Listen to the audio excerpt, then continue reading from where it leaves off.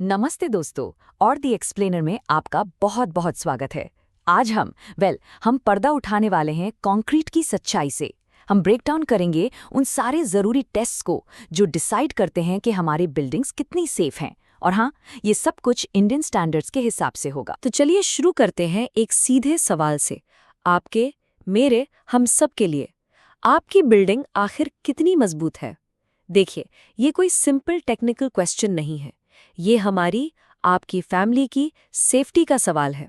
तो चलिए इसका जवाब मिलकर ढूंढते हैं। ओके, तो ये है हमारा आज का गेम प्लान। सबसे पहले हम समझेंगे कि आखिर टेस्टिंग इतनी ज़रूरी क्यों है। फिर हम फ्रेश कंक्रीट के टेस्ट से शुरू करेंगे और उसके बाद हार्डन कंक्रीट की असली ताकत को नापेंगे। और एंड में हम उन एडवांस टेस्ट की बात करेंगे जो तब काम आते हैं जब डाउट हो। इससे पहले कि हम ये जाने कि टेस्ट कैसे करना है, ये समझना बहुत ज़रूरी है कि क्यों करना है। सिंपल सी बात है, कंक्रीट टेस्टिंग ही क्वालिटी, कंप्लायंस और सबसे इम्पॉर्टेंट सेफ्टी की बुनियाद है। हर चीज़ की शुरुआत होती है एक सैंपल से। अब ये मत सोचिए कि ये बस कंक्रीट का एक टुकड़ा है, नहीं। या आप समझ लीजिए, पूरी बिल्डिंग में जो लाखों किलो कंक्रीट लगा है ना, उसका एक छोटा सा लेकिन परफेक्ट रिप्रेजेंटेटिव है। इसकी क्वालिटी पर ही पूरे बैच की किस्मत लिखी होती है। इसलिए इसका सही होना इज एब्सोल्युटली क्रिटिकल। और एक आदर्श यानी परफेक्ट सैंपल लेना भी एक पूरा प्रोसेस है। ऐसा नहीं कि कहीं से भी कंक्रीट उठा लिया और टेस्ट कर दिया। स्टैंडर्ड कहता है कि आपको अलग अलग टाइम पर डिस्चार्ज के दौरान इक्वल पोर्शंस लेने हैं, फिर उन सबको मिलाकर एक कॉम्पोजिट सैंपल बनाना है और उसी से हमारे स्टैंडर्ड 15 cm के टेस्ट क्यूब्स तैयार होते हैं।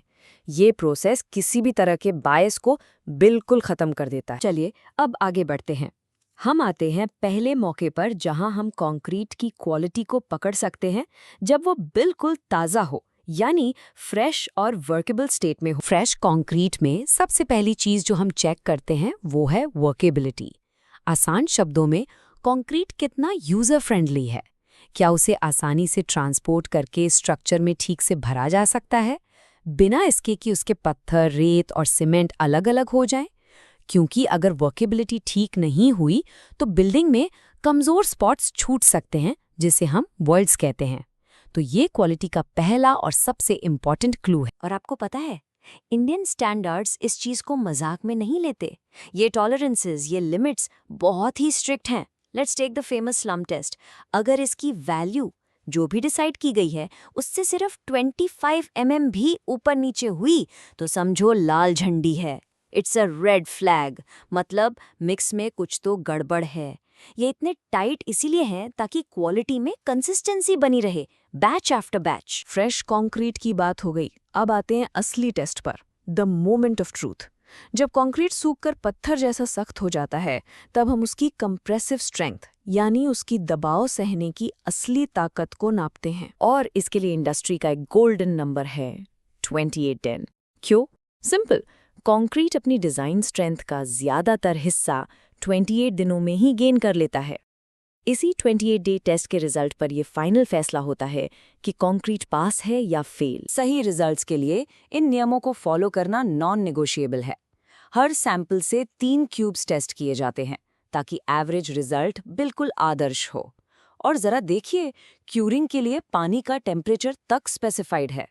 ऐसा इसलिए क्योंकि टेस्टिंग कंडीशंस में ज़रा सा भी बदलाव स्ट्रेंथ के रिजल्ट्स को काफ़ी हद तक बदल सकता है। लेकिन सोचिए, अगर हम 28 दिन वेट ही नहीं कर सकते, या फिर स्टैंडर्ड टेस्ट के रिजल्ट स्ट्रक्चर की सेफ्टी पर ही सवाल उठा दें, ऐसे हालात में मैदान में उतरते हैं एडवांस्ड टेस्ट्स। तो यहाँ एक बहुत ही इंटरेस्टिंग चॉइस सामने आती है, स्पीड या सर्टेनिटी।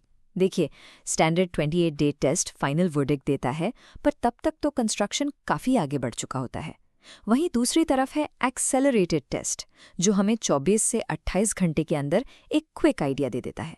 इससे फ़ायदा क्या है? अगर मिक्स खराब है तो हम उसे फ़ौरन रोक सकते हैं, भले ही फाइनल एक्सेप्टेंस 28 डे टेस्ट से हो, पर ये अर्ली वार्निंग सिस्टम बहुत बहुत काम का है। और अब सबसे क्रिटिकल सवाल, क्या होगा अगर क्यूब्स फेल हो जाएं? या सोचिए क्यूब्स कभी बनाए ही ना गए हों। तब होता है असली डिटेक्टिव वर्क, जिसे कहते हैं कोर टेस्टिंग। इसमें सीधे बिल्डिंग के हार्डन्ड स्ट्रक्चर से ड्रिल करके कंक्रीट का एक कोर सैंपल निकाला जाता है और फिर उसे टेस्ट किया जाता है। आप शायद सोच रहे होंगे कि कोर की स्ट्रेंथ 100% क्यों नहीं होती, ये कम क्यों है? इसके पीछे सिंपल लॉजिक है। पहली बात, साइट पर जो क्योरिंग होती है वो कभी भी लैब की परफेक्ट कंडीशंस जैसी हो ही नहीं सकती, राइट? और दूसरी चीज़, जब हम स्ट्रक्चर से कोर ड्रिल करके निकालते हैं तो उस प्रोसेस में ही कंक्रीट के अंदर हल्के से माइक्रो क्रैक्स आ जाते हैं। इसीलिए स्टैंडर्ड कहता है कि अगर कोर की स्ट्रेंथ ओरिजिनल डिज़ाइन स्ट्रेंथ का कम से कम 85% भी है तो स्ट्रक्चर को सेफ माना जाएगा। और इस बात पर शक की कोई गुंजाइश ही नहीं है, क्योंकि इंडियन स्टैंडर्ड खुद ये कहता है कि स्ट्रक्चर में कंक्रीट की असली स्ट्रेंथ का सबसे भरोसेमंद माप कोर ड्रिलिंग से ही मिल सकता है। जब डाउट हो तो कोर टेस्ट ही आखिरी सच। तो आखिर में मैं आपको इस सवाल के साथ छोड़ना चाहता हूँ, जैसे जैसे हमारी कंस्ट्रक्शन की स्पीड बढ़ रही है, क्या हम क्वालिटी कंट्रोल के लिए हमेशा 28 दिन का इंतज़ार अफोर्ड कर सकते हैं, या आने वाला कल तेज़ी से रिजल्ट देने वाले एक्सेलरेटेड टेस्टिंग और उससे भी स्मार्ट टेक्निक्स का है? इस पर ज़रूर सोचिए।